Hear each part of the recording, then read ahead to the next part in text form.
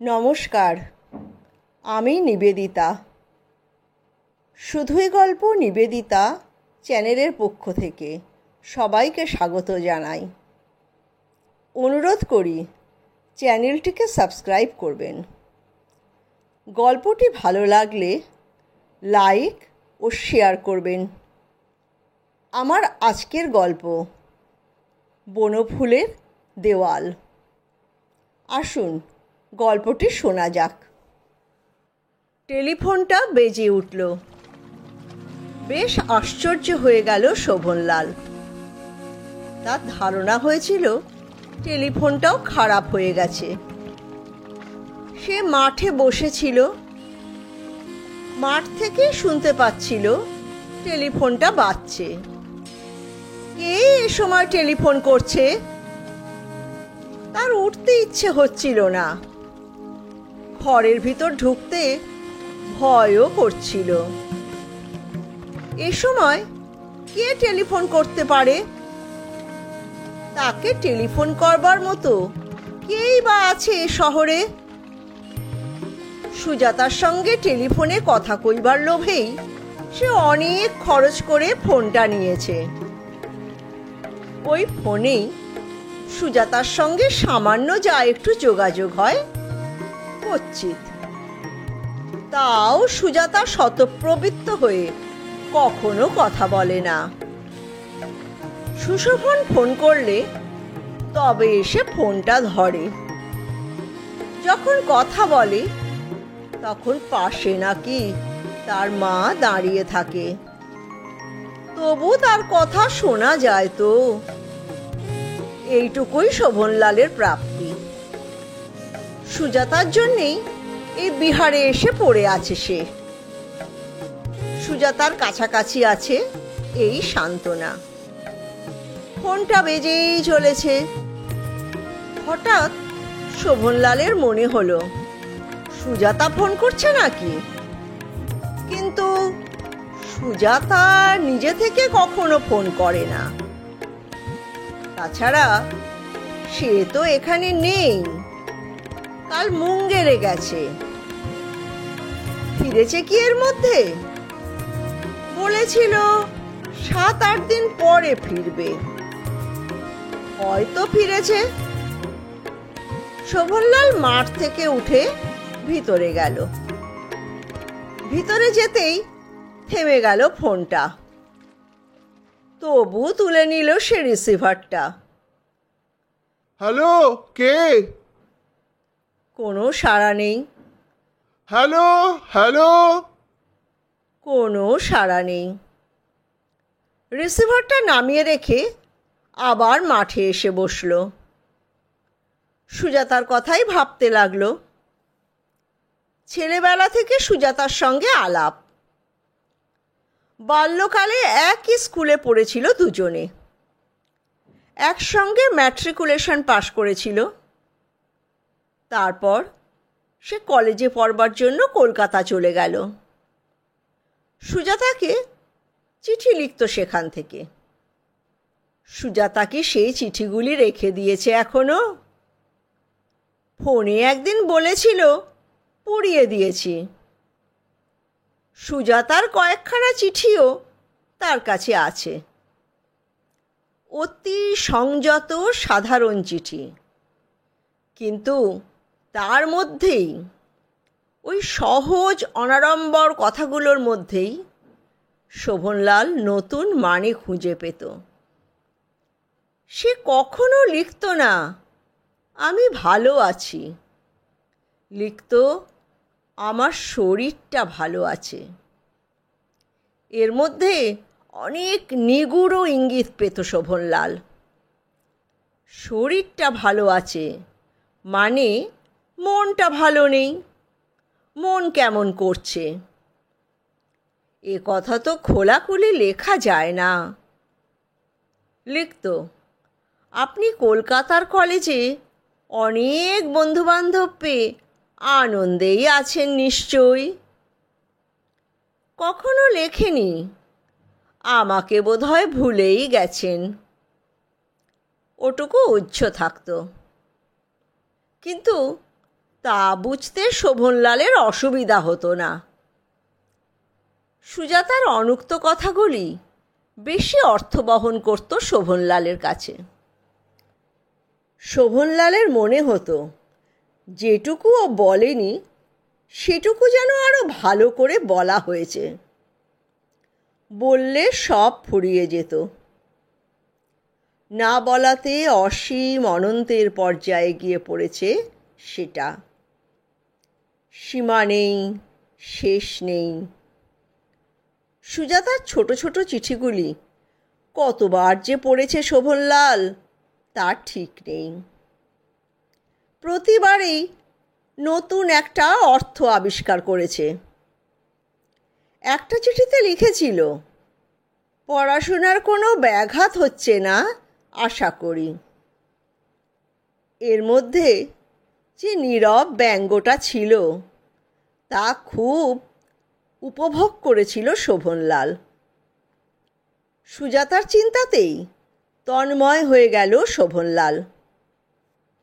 সন্ধ্যার অন্ধকারে ঝিঁঝি পোকার অভ্রান্ত ঝনাৎকার, আকাশের কালো কালো মেঘ, আর তার ফাঁকে ফাঁকে দু একটা তারা, স্তূপীকৃত অন্ধকারের মতো ওই বিরাট বটগাছটা, সব যেন সুজাতাময় হয়ে উঠল। শোভনলালের মনে হতে লাগলো, এই যে অন্ধকার, এ তো সুজাতারই জীবনব্যাপী অন্ধকারের মতো। এই অশ্রান্ত ঝিল্লির ঝংকার, এ তো আমরা রোজই শুনি, কিন্তু এর অন্তর্নিহিত আকুতি অনুভব করি কি? সমস্ত অন্ধকারকে যে বাণী স্পন্দিত করেছে তার মর্মন্তুদ মর্ম কি আমরা বুঝতে চেষ্টা করি? সুজাতাকে কি আমরা বুঝেছি? মেঘের মাঝে মাঝে দু একটি উজ্জ্বল তারার মতো তার কচ্ছিৎ দীপ্ত আনন্দ প্রকাশকে কি আমরা মূল্য দিতে পেরেছি? ওই ঘনীভূত অন্ধকারের ভিতর যে একটা প্রাণবন্ত বটগাছ প্রচ্ছন্ন হয়ে আছে, যার শিরায় উপশিরায় প্রাণপ্রবাহ, যার পাতায় কিশলয়ে আনন্দের উন্মুখতা, যার নীরব সত্তার প্রচ্ছন্ন উৎসবের সমারোহ, তাকে আমরা চিনেছি কি? চিনিনি। সুজাতাকেও চিনিনি। সুজাতা একবার বলেছিল, আমাদের স্বাধীনতা কাগজে কলমে। আমাদের চারিধারে যে দুর্লঙ্ঘ প্রাচীর খাড়া হয়ে আছে তার রংটা মাঝে মাঝে বদলেছে হয়তো, কিন্তু দেওয়ালটা ভাঙেনি, তা আগেকার মতোই দুর্লঙ্ঘ হয়ে আছে। সুজাতার মা মারা যাওয়াতে প্রাচীরটা আরো দুর্লঙ্ঘ হয়ে উঠেছে। সুজাতার মা শোভনলালকে ভালোবাসতেন। তাকে বললে তিনি হয়তো রাজি হতেন।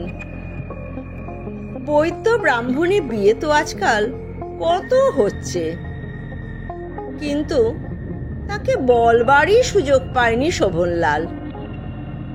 হঠাৎ মারা গেলেন তিনি হার্ট ফেল করে। তারপর সুজাতার বাবা বদলি হয়ে এলেন বিহারে। শোভনলালও চেষ্টা চরিত্র করে বিহারে এলো, কারণ সুজাতার কাছ থেকে দূরে থাকা অসম্ভব ছিল তার পক্ষে। কলকাতাতেও বাড়ি ভাড়া করে থাকতে হতো, এখানেও বাড়ি ভাড়া করেছে। এখানে বাড়ি ভাড়া কম, বেশি হলেও শোভনলাল আসতো। আসার কোনো বাধা নেই, কারণ কোনো বন্ধনই নেই তার। বাবা মা ভাই বোন তো নেই, পেশা বা চাকরির বন্ধনও নেই। সে কবি, লেখক। বাবার ব্যাংক ব্যালেন্স না থাকলে অকুল পাথারে পড়তো, কিন্তু পড়েনি। সুজাতার বাবা বিহারে আসবার 6 মাস পরে শোভনলাল এসেছিল। এসেই গিয়েছিল সে সুজাতাদের বাড়ি।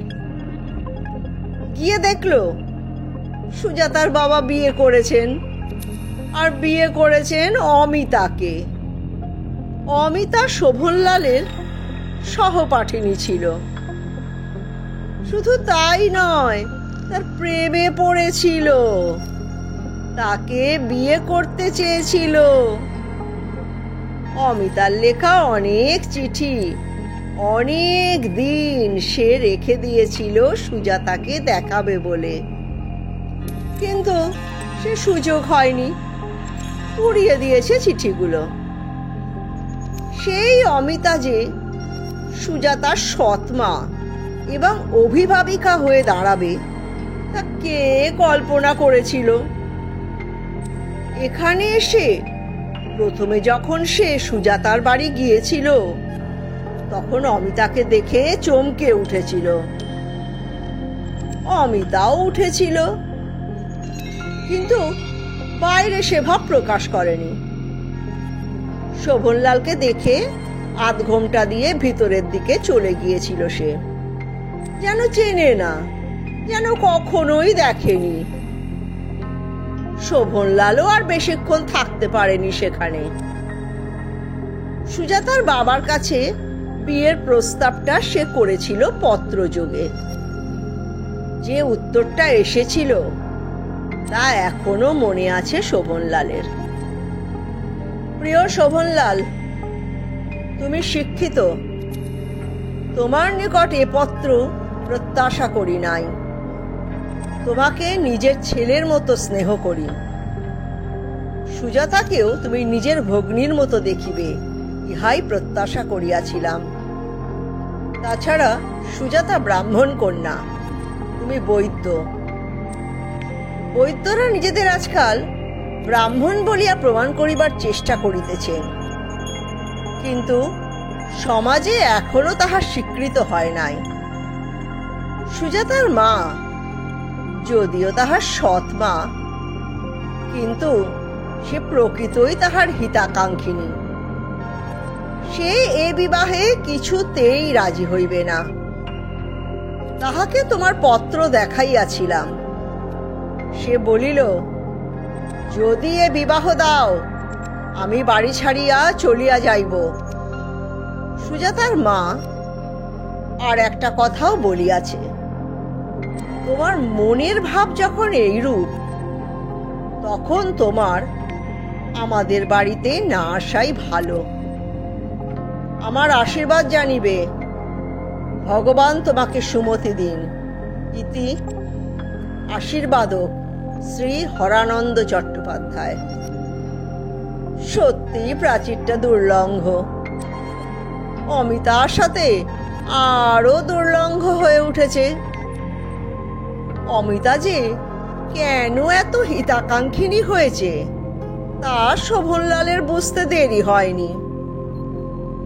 অমিতা যদি না থাকতো, তাহলে হরানন্দ বাবুকে হয়তো শোভনলাল রাজি করাতে পারত। হরানন্দ বাবুর সঙ্গে একদিন দেখা হয়েছিল ঝাউকুঠির মাঠের ধারে। ওই নির্জন জায়গাটায় শোভনলাল রোজ বেড়াতে যায়। ঝাউকুঠি একটা প্রকাণ্ড হাতাওয়ালা প্রকাণ্ড বাড়ি, খাপড়ায় ছাওয়া, বাংলো ধরনের। চারদিকে বড় বারান্দা, লম্বা লম্বা সিঁড়ির সারি, আর চারিদিকে প্রকাণ্ড হাতা। জায়গাটা বড় ভালো লাগে শোভনলালের। রোজ বিকেলে বেড়াতে যায় সেখানে। সুজাতাকে একদিন ফোন এসে বলেছিল, আমার তো তোমার বাড়ি যাওয়ার উপায় নেই, তুমি একদিন কোনো ছুতো করে ঝাউকুঠিতে এসো না, তোমাকে অনেক দিন দেখিনি। সুজাতা আসতে রাজি হয়নি। তার দিন দুই পরে হরানন্দ বাবুর সঙ্গে দেখা হয়েছিল ঝাউকুঠির মাঠে। গভর্নমেন্ট নাকি বাড়িটা কিনতে চান। গভর্নমেন্টের তরফ থেকে তিনি বাড়িটা দেখতে এসেছিলেন। কি শোভন, এখানেই আছো এখনো? আগে হ্যাঁ। কতদিন থাকবে? বরাবরই থাকবো। উত্তরটা শুনে একটু থমকে গেলেন হরানন্দবাবু। তারপর জিজ্ঞেস করলেন, তোমার মাথা ঠিক হলো? সবিনয়ে উত্তর দিয়েছিল শোভনলাল, আমার মাথা তো কখনো খারাপ হয়নি, বা আমি আপনাকে যা লিখেছিলাম তা বাজে কথা নয়। আমি সুজাতার জন্য সারা জীবন অপেক্ষা করব। আপনারা যদি সহজ বুদ্ধি দিয়ে বিচার করতেন, আমার উপর রাগ করতেন না। হরানন্দবাবু কিছুক্ষণ চেয়ে রইলেন তার মুখের দিকে। তারপর বললেন, সুজাতাকে আমি জিজ্ঞেস করেছিলাম, তার অমত নেই। যা যুগের হাওয়া, তাতে আমিও শেষ পর্যন্ত হয়তো রাজি হতুম, কিন্তু মুশকিল হয়েছে সুজাতার মাকে নিয়ে। তোমাকে যে চিঠি লিখেছিলাম তা ওরই ডিকটেশনে। ও বলেছে এ বিয়ে হলে হয় ও বাড়ি ছেড়ে চলে যাবে, না হয় গলায় দড়ি দেবে। এ অবস্থায় কি করি বলো? অপেক্ষা করো, দেখা যাক, যদি ওর মত বদলায়। শোভনলাল জানে মত বদলাবে না, আর এও জানে হরানন্দবাবু বৃদ্ধ বয়সে তরুণী ভার্যার বিরুদ্ধাচরণ করতে পারবেন না। সুজাতার কথাই ভাবতে লাগলো শোভনলাল। হঠাৎ একবার তার মনে হলো পিছন দিকে কে যেন এসে দাঁড়ালো। সেও তাড়াতাড়ি উঠে দাঁড়ালো। কই, কেউ নেই। আবার বসলো। হু হু করে কনকনে হাওয়া বইছে, তবু বসে রইল সে। একটু পরে কুকুরটা ঘেউ ঘেউ করে ডেকে উঠল। আবার উঠে দাঁড়ালো শোভনলাল। টর্চ ফেলে ফেলে দেখলো চারিদিকে, কেউ নেই। কুকুরটা খানিকক্ষণ ডেকে থেমে গেল। তারপর ডাকতে লাগলো পেঁচাগুলো। কর্কশ কণ্ঠে কি একটা যেন বলতে চাইছে তারা। শোভনলাল বুঝতে পারল না। একটু পরে মনে হলো ওরা যেন বলছে, দেখছো না, দেখছো না, দেখছো না। কি দেখবে? অন্ধকার ছাড়া কিছুই তো দেখা যাচ্ছে না। ক্লান্ত হয়ে গা এলিয়ে দিল সে ইজি চেয়ারটার উপর। কিন্তু তার মনে হতে লাগলো কে যেন তার চারদিকে ঘুরে বেড়াচ্ছে। নিঃশব্দ সঞ্চারণে কার আভাস যেন পাওয়া যাচ্ছে। চুলের মৃদু গন্ধ ভেসে বেড়াচ্ছে যেন। আবার সব থেমে গেল। অসাড়ের মতো পড়ে রইল শোভনলাল। ফোনটা বেজে উঠল আবার। তাড়াতাড়ি ছুটে ঘরের মধ্যে চলে গেল শোভনলাল। হ্যালো, কে? সুজাতা? ও সুজাতা, কি খবর? আপনি একবার আসুন, এবার এলে দেখা হবে। কোন সুদূর থেকে যেন ভেসে আসছে সুজাতার স্বর। তোমাদের বাড়িতে যাব? না, ঝাউকুঠিতে। আপনি একদিন যেতে বলেছিলেন, তখন যেতে পারিনি। আজ এসেছি, আপনি আসুন। এত রাত্রি ঝাউকুঠিতে কি করে গেলে? আসুন, এলে বলবো। ঝাউকুঠিতে গিয়ে শোভনলাল দেখল সিঁড়ির উপর সুজাতা বসে আছে, একা। প্রথমে দেখতে পায়নি, টর্চ জ্বালবার পর দেখা গেল। সুজাতা? হ্যাঁ, এইবার আমার চারিদিকে দেওয়ালগুলো ভেঙে গেছে। আমি মুক্তি পেয়েছি। আর কোনো বাধা নেই।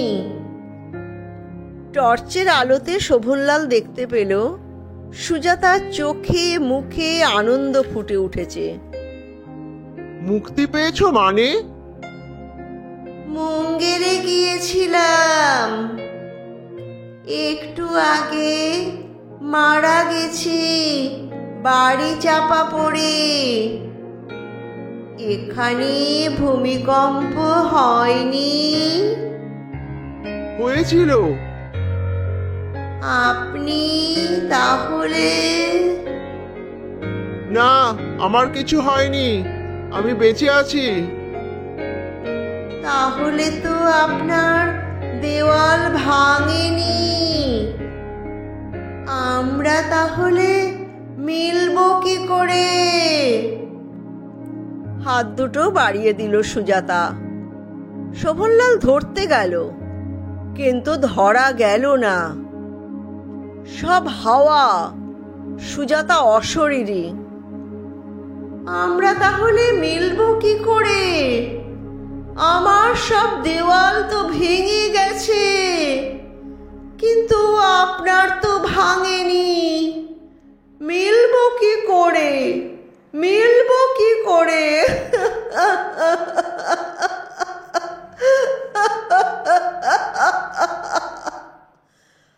ফুঁপিয়ে কেঁদে উঠল সুজাতা। তুমি বলো কি করে মিলবো? তুমি আমাকে বলে দাও সুজাতা। ওই যে লাফিয়ে পড়ুন ওর মধ্যে, ভেঙে ফেলুন দেওয়াল। সুজাতা আঙুল দিয়ে প্রকাণ্ড বড় শেকের ইঁদারাটা দেখিয়ে দিল। স্তম্ভিত হয়ে দাঁড়িয়ে রইল শোভনলাল। আসুন। ধীরে ধীরে এগিয়ে চলল সুজাতা ইঁদারাটার দিকে। শোভনলালও অনুসরণ করতে লাগলো তাকে যন্ত্রচালিত পথ। ইঁদারার ধারে এসে সুজাতা বলল, লাফিয়ে পড়ুন, ভেঙে ফেলুন দেওয়াল, দূর করে দিন সব বাধা, দূর করে দিন সব বাধা। শোভনলাল কয়েক মুহূর্ত দাঁড়িয়ে রইল, তারপর লাফিয়ে পড়ল।